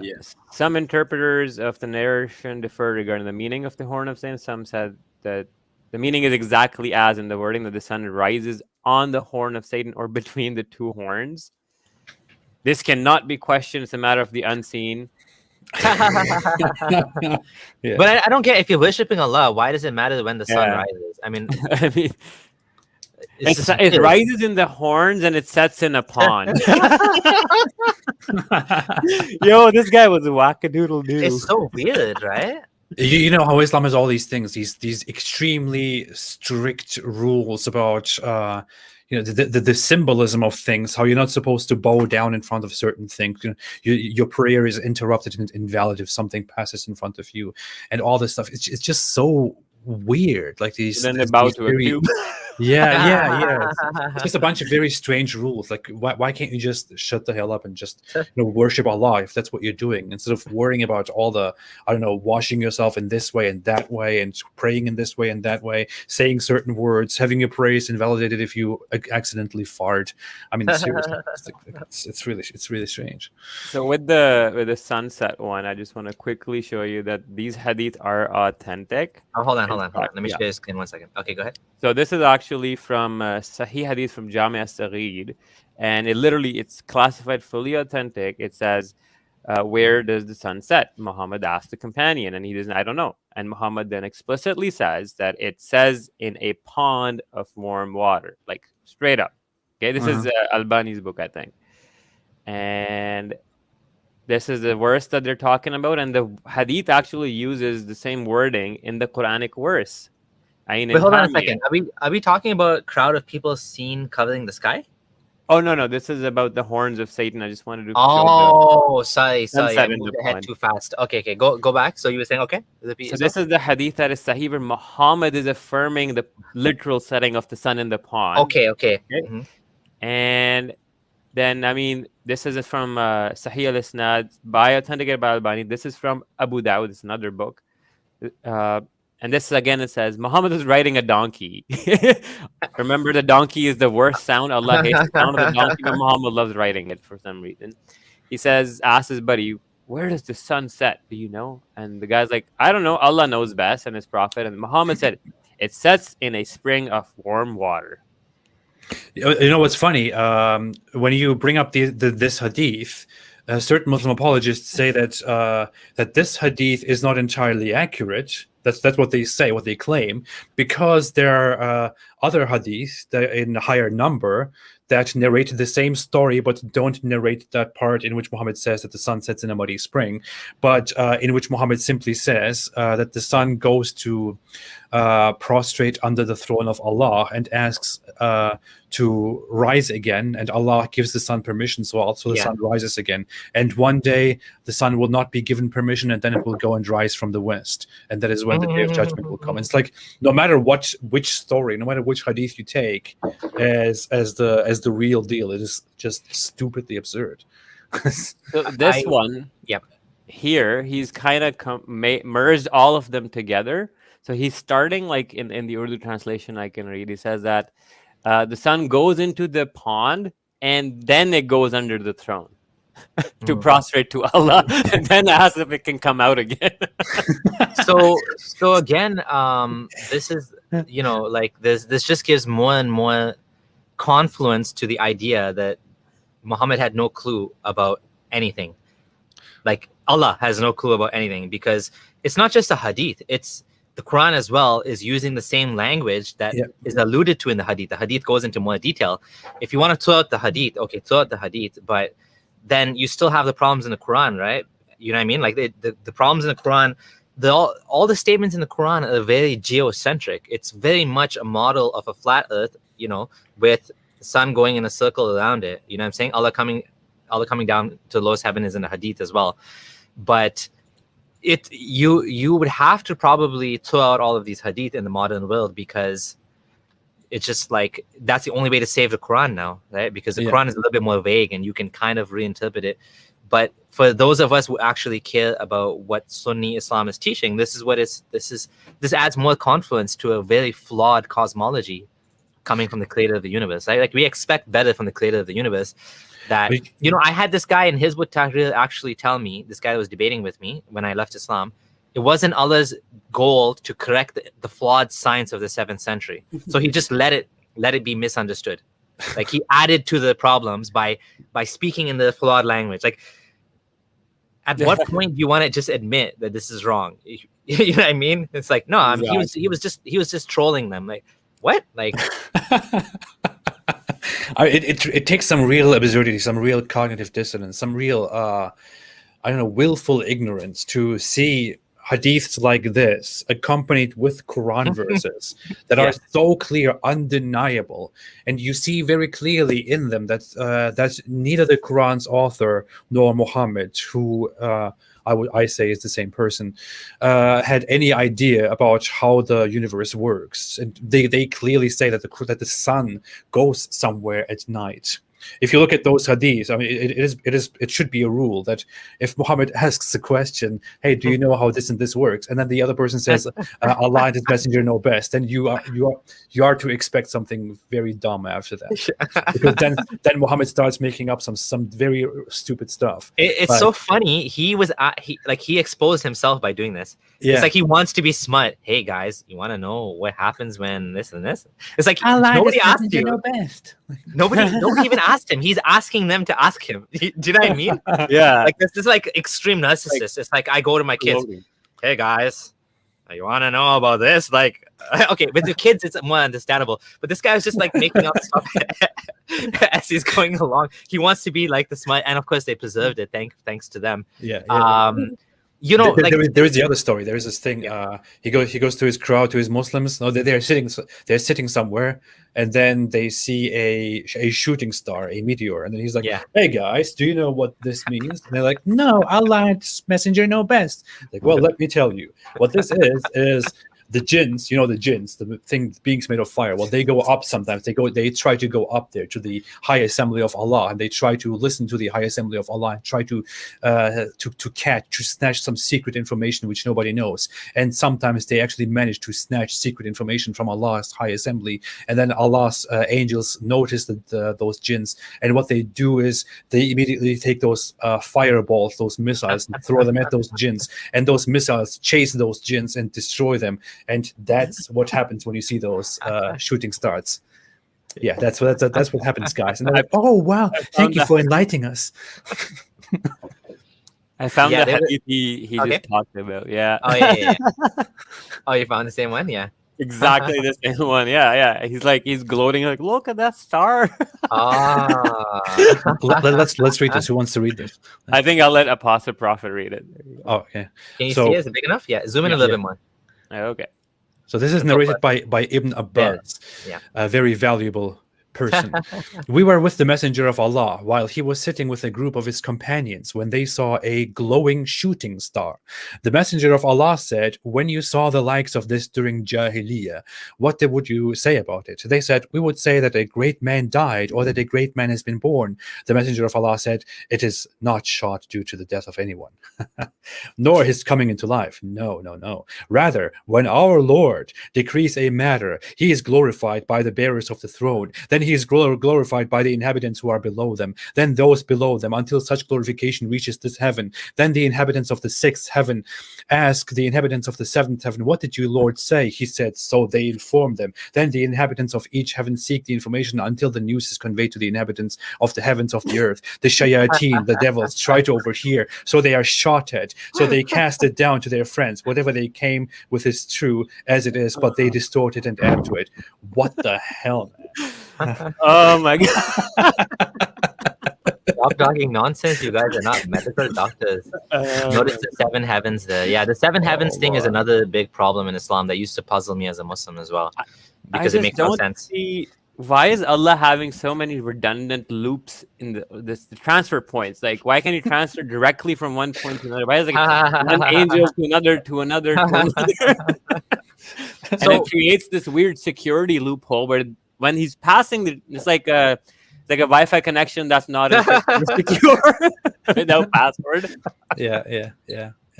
Allah has bad internet. He's it's I was gonna say, like what you were saying, just to add to what you were saying, Ridwan, that the hadith basically confirm, like, you know, the hadith that says one, we talked about this in the last episode, there's not hadith, the Quran verse that says one male witness was two females. Then you have a hadith that says, well, women are dumb.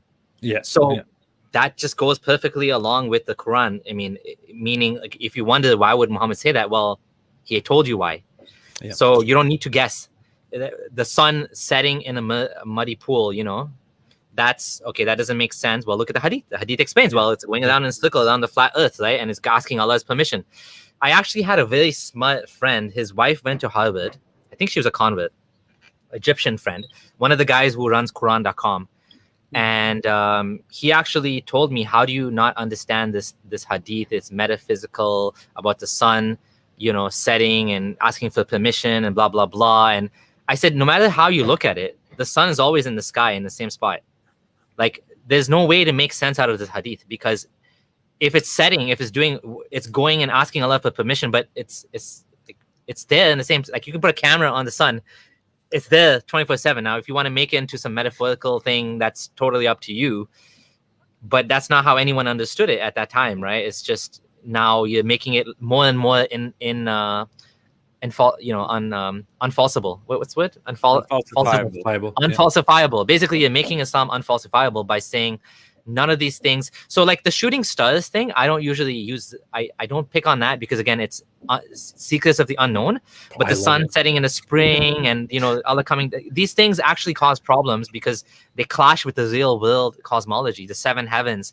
We can find out what the seven heavens meant. And by the way, Bud Ehrman, I learned this from him. And the funny thing is, it was in a. Actually, it wasn't Bud Ehrman. It was Nadir was debating with, I think, Arun Ra.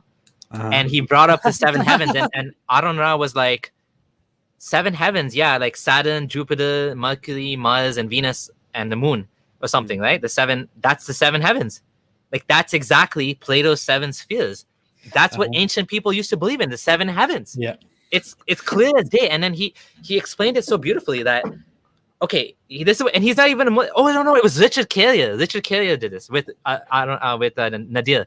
And he said, okay, look, if the Quran, and he was using the example of the Bible, but it makes perfect sense with the Quran. If the Quran doesn't define a certain term, that means that people understand it already. You're not changing the meaning. So we look and see, what did those people understand at that time? And that's exactly what they understood, the seven planets. Yeah. Right? Like the big ones. So at that case, we can understand that like this is wrong. The Muslims today will now say it's seven universes. Okay, the first heaven is this entire universe, and then there's another universe. But like, that's not what they understood it as, right? And so I thought it was 7 layers of the atmosphere. That's even worse because that's just stupid. There's not even seven. Yeah, because seven layers. the Quran says that the stars are in the nearest heaven. That wouldn't make any sense. Yeah. Yeah, exactly. That alone blows that apart. I think Nadir tried to use that as well with me, and I'm like, no, the Quran says the nearest heaven has stars as lamps or whatever. Right? Gondal, how much time do you have left? Like about 15 more minutes. And Okay. then we can wrap it up. Yeah. So do you want to We go back to through the a few more slides then? things. Or? Yeah. I want to add something very brief. I want to go very long, but to the whole thing, when you bring up the whole issue with the sun not moving anywhere and being right there, what's very funny is I actually made a short video about this stuff in which I challenged all Muslims and said, hey, Muhammad and the Quran clearly described that the sun goes somewhere, that it has a stopping point, that it goes into a puddle, that it goes to worship Allah at night and comes back in the morning, and it will come back from a different direction, and so on. How can you possibly believe this when the sun does not go anywhere? We revolve around the sun and all that, and the sun is there at that same point. And you know what the response was? One Muslim apologist made a response and said, ha ha ha ha ha, so dumb, the sun is not static, the sun actually moves around the galaxy. And then they all forgot everything that we said and said, ha ha ha, look, so ignorant, the sun actually moves around the galaxy, ha, case closed. And this is how it works. That response is comical to me because they're talking about a 300 million year orbit around the Milky Way galaxy, around the super black hole that we have. How is that related? How is that relevant to humanity? Yeah. I mean, it's a joke, right? To actually say that's what the Quran's talking about. Yeah. Clearly, everybody thought the Quran's talking about the sun and the moon. Yeah. The orbit of the sun and the moon, right? Like everybody, it's so obvious, right? And obviously that's what Muhammad thought. Now, of course, you can try to retwist it or whatever, but reinterpret it in a different way. But it's not it's not a plausible interpretation because it's just like completely out of place to anything, right? Yeah. And then it always talks about sun and moon. Yeah, like there's no way sun and moon chase each other. They cannot catch up to each other. They follow each other. That's what the Quran repeatedly says. Yep. Okay, so this was weird. I didn't really get this, right? So what's going on here, Gondal?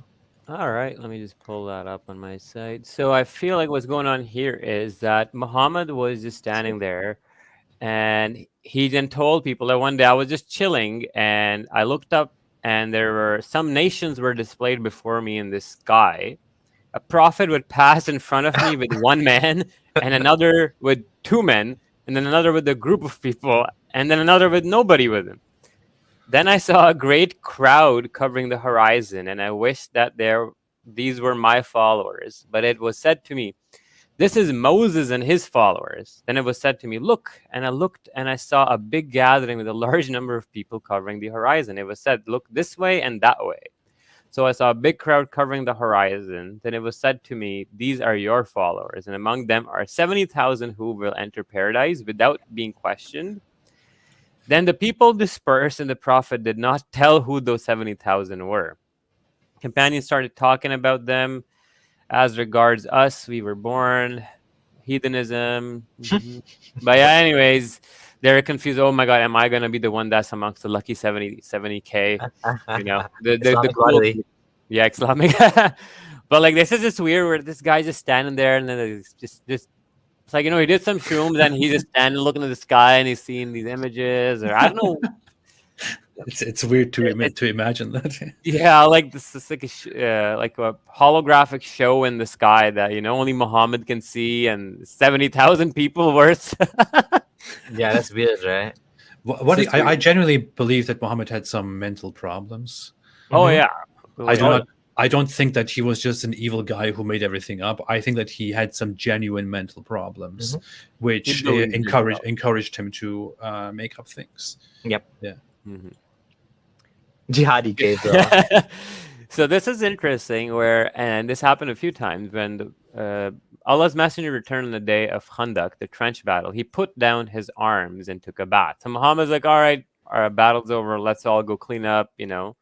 Then Gabriel, whose head was covered with dust, came to him saying, you have put down your arms? By Allah, I have not put down my arms yet. Allah's messenger said, where to now? Then Gabriel said, this way, pointing towards the Jews. And they went towards them, and then Rest is history, where Muhammad slaughtered their 800 to 900 men and children who had pubic hair as a qualifier for beheading, and the genocide of the whole tribe. But the precursor to that was this jihadi Gabriel apparition came to him and convinced him to do it. This just makes me think again. Mental problems. He fights a war. He goes home, and then he sees this hallucination of the guy who says, "Hey, why are you putting your weapons down? We have more work to do. Let's go and behead that whole tribe." And he's like, "Oh yeah." The other good thing about that one is it's not just that this happened then with the Gabriel. It also happened a few other times too, and you'll see that Gabriel would pop up in the form of this guy named Diha al-Kalbi, where people will be standing in front of Muhammad like, that's your companion. We can see him. He's the guy that we all know. And then Muhammad like, no, that's Angel Gabriel. So another version says that it was that guy who was talking to Muhammad, and Muhammad's wife was there, and she's like, fuck's going on? He's just a guy. Muhammad says, no, it's an angel. And this is the Capgras delusion syndrome, whatever, it ties in nicely too. But yeah, it's just weird. And then angels fighting is like in the Battle of Badr, they won the battle for the Muslims. But then when they showed up in Ohad, shit, they didn't win the battle. They lost it. Right? Like, and then it's a weird when you think about how crazy the guy is. He's having angels sitting on here, angels writing your deeds, angels everywhere, angels throwing shooting stars at you, angels bringing revelation. It's angel choking him. Angel choking him. Yeah.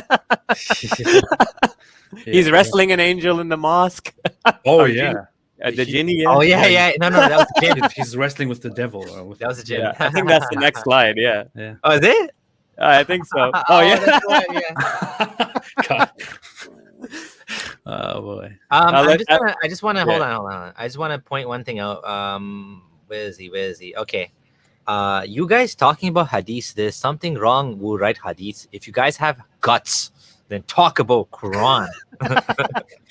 We are talking about Quran too. Like, I mean, there's more content in the hadith, but like actually a lot of these things refer to Quranic teachings. Like, for example, Satan, the idea of devils and all of that, the specifics. And this is actually quoting the Quran, this hadith.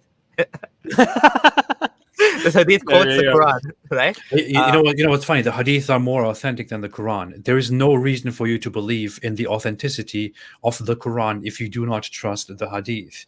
If you do not trust the hadith at all, then with the Quran, all you have is a book that was delivered by some people, brought by some people, and that makes some very, very big, extraordinary claims.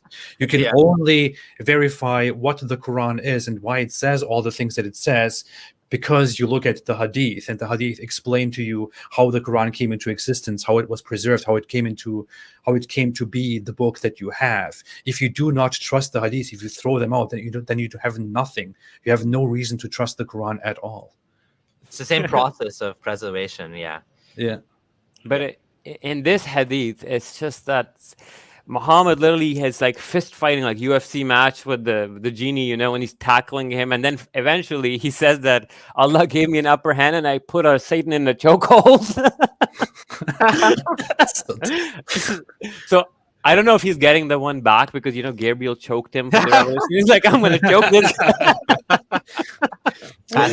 What's funny is, no doubt, I thought of tying him to one of the pillars of the mosque till we get up in the morning and see him. But then I remembered the statement of Prophet Solomon.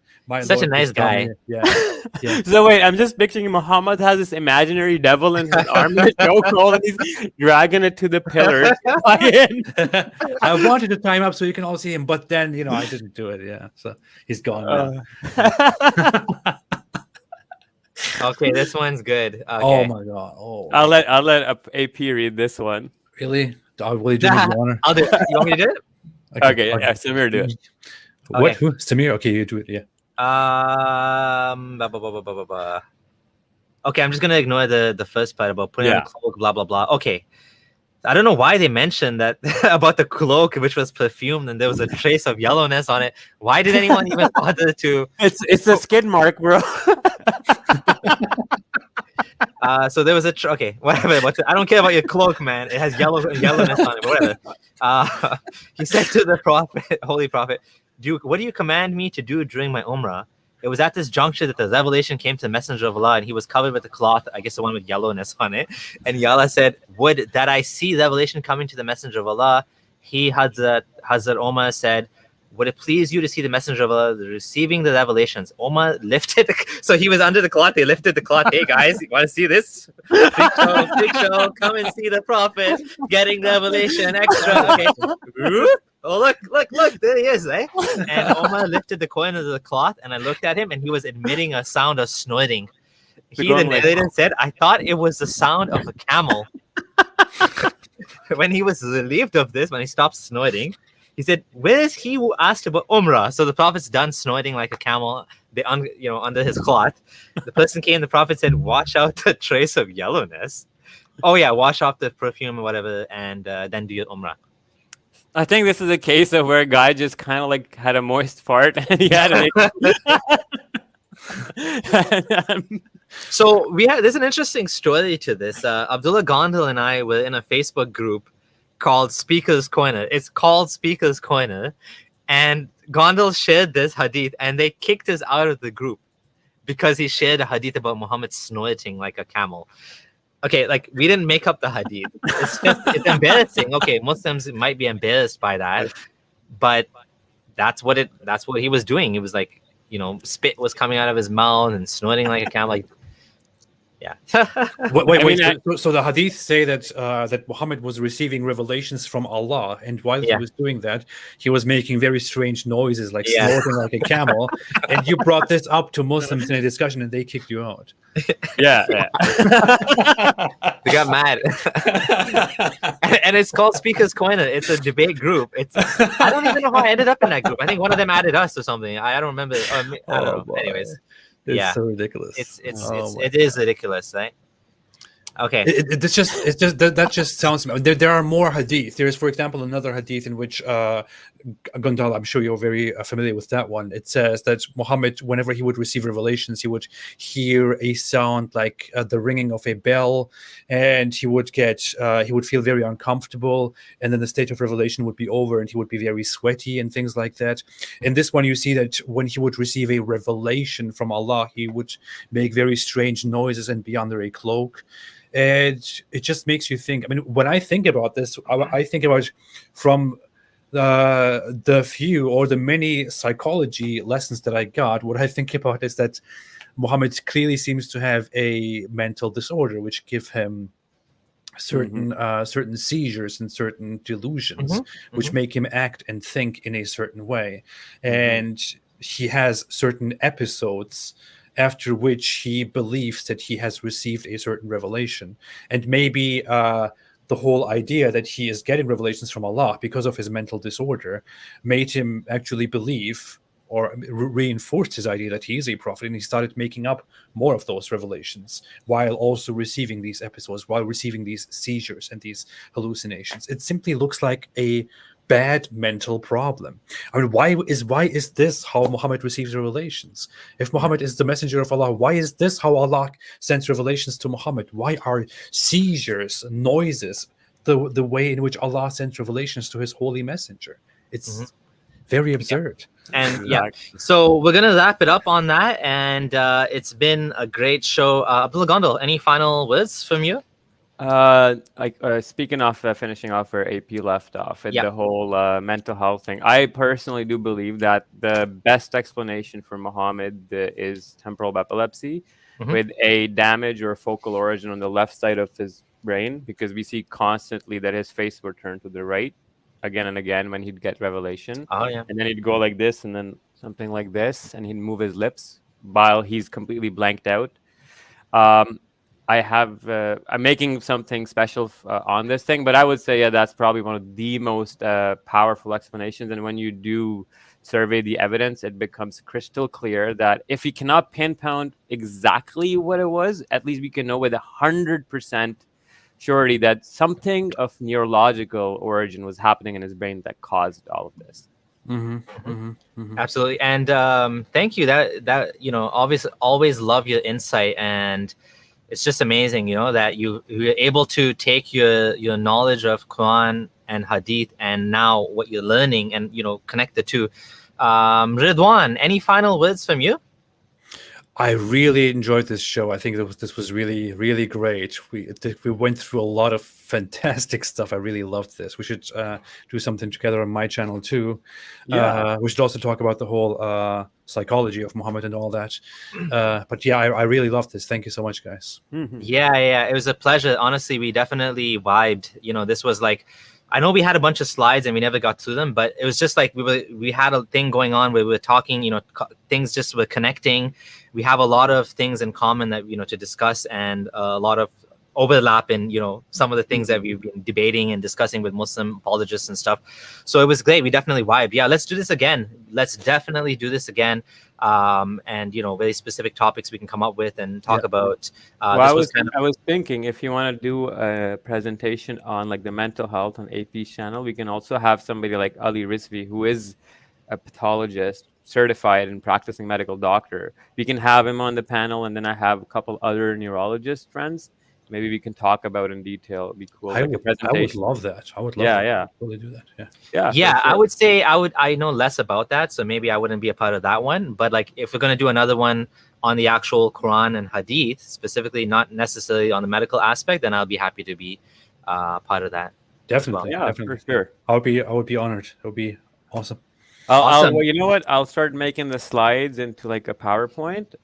We did this one last year on Samir's channel, but I'll make a newer one. And in this one, we'll go on your channel and we will refute Farid and his doctor buddy as well, because they also were involved in this back and forth with me. But yeah, it'll be fun.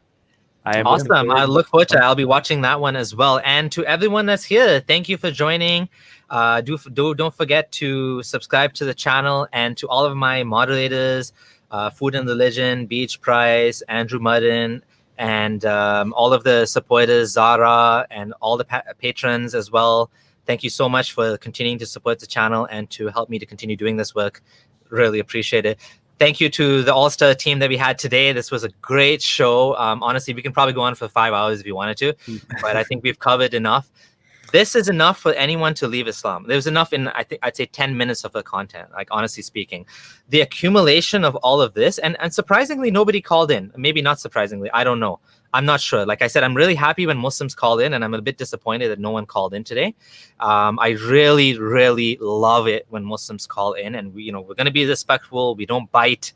We like having conversations, especially if you don't agree with what we're saying. I'd love to hear it. So in future call-in shows, the two Abdullahs, please do call in. We would appreciate your time. You don't have to be scared. Don't have to show your face even. Just be respectful, and we'll be respectful back. And like, deal with the content. And maybe this content is, we're not trying to be intimidating here. We're not going to make fun of you or anything like that. I mean, we're making fun here, but if you call in, we'll be respectful for sure, right? So do engage with us. I mean, we want that. We definitely want this sort of back and forth, and we want to make this a call-in show, not just us talking by ourselves, right? Like, we want it to be two-way street, not just a one-way street. So just keep that in mind. And thank you guys. And final word, AP. Stay away from Islam. Stay away from Islam. And Gondal, Science Akbar, what do you say? Science Hafiz? Science Hafiz. Science Hafiz. Okay, everyone. Thanks, Take care. everybody. Bye.